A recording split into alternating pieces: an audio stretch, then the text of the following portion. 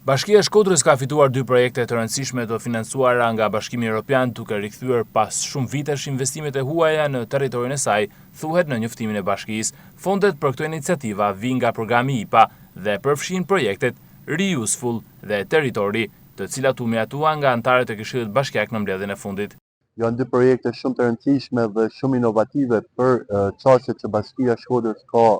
Së pari ndaj menaxhimit metjeve publike edhe së dyti ndaj menaxhimit të situatave të emergjencave civile. Projekti i parë fituar, i titulluar Reuseful, ka të bëjë me ndërtimin e një qendre magazinimi të atyre mbetjeve të cilat nuk janë për të dërguar në lëndfill, por të cilat mund të ripërdoren edhe mund të rivendosen në shërbim të qytetarëve apo shtresave në nevojë përmes riciklimit dhe ripërdorimit të tyre.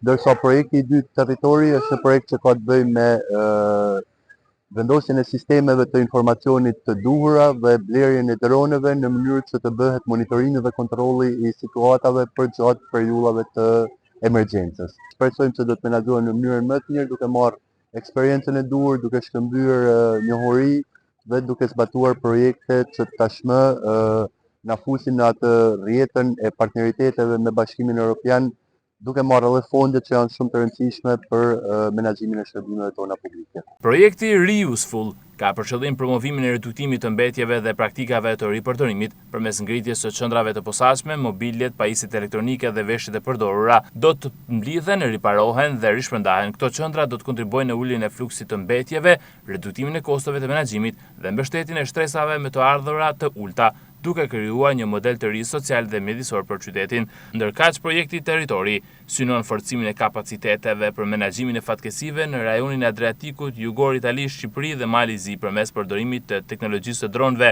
dhe inteligjencës artificiale. Ky sistem inovativ do të mundsojë monitorimin e kohë reale të terreneve të vështira, analizën e rrezikeve mjedisore dhe mbështetjen e operacioneve të kërkim shpëtimit nga situata emergjente.